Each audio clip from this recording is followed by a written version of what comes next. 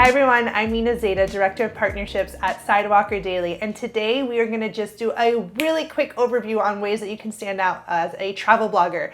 This information is part of a larger series, which if you're interested in, you can find the link to our blog post on 21 ways to stand out, which the link is below. So for today, we're going to just talk about one of those. And it's all about branding yourself. Now, let's just say it's you and someone else and you guys are on the drawing board and the brand or the client's like, who do we pick? For me, because I've been on the brand side and I often am in those situations, I'm like, who's gonna make the final cut? I feel like it's the blogger or the influencer that takes their branding, their own personal brand, a little bit more seriously. So let me tell you what I mean by that. At the end of the day, your social media handle, your blog, if you are a hobby blogger, that's one thing, but if you're trying to make this your full-time gig, then you need to treat it as a full-time client. And as such, you're gonna need to focus on branding yourself. Now, you don't have to spend a lot to brand yourself. It's just about thinking strategically, okay? So that means we're not gonna have a ton of different fonts. We're gonna pick maybe 2 or 3 max. You're gonna have your header font, your subheader font, and then your normal text. Nothing drives me crazier than websites that have like 1,000 different fonts. The same thing goes for colors. When you're thinking of a color palette, you're probably gonna wanna stick to no more than 4, and 2 of those 4 should be in the neutrals.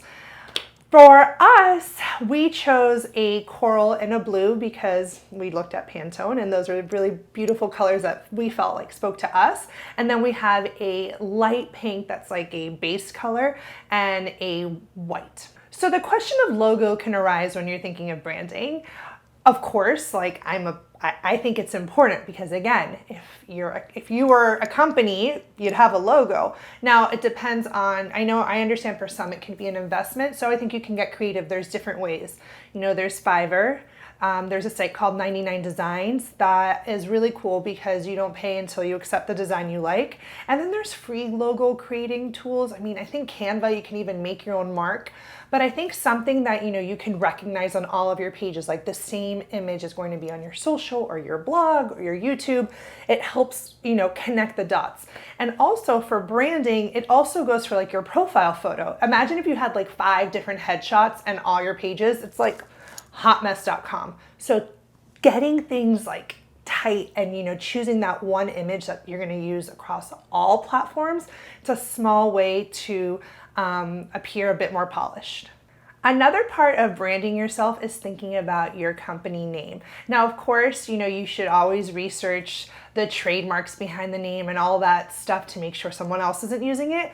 But think long term. Do you want to be Pina Colada Travels for the rest of your life? If you do, that's cool. But I would think of it as like your MySpace name or your AIM name. For those of you that are younger, don't know what those names are, forget it, the reference. But the point is like we used to have these usernames that were like really scary. So try to think of your username or your handle or your blog as like your company name. So when you are meeting the top executive at X company, that is your dream company, you can say that name with pride. So that was just a quick little rundown on how branding yourself can help you stand out as a travel blogger. Again, if the race is on, being professional and looking, like you have it all clearly and visually together is going to set you apart. And brands want to work with people who value their own brand. It just shows how much you're going to value theirs.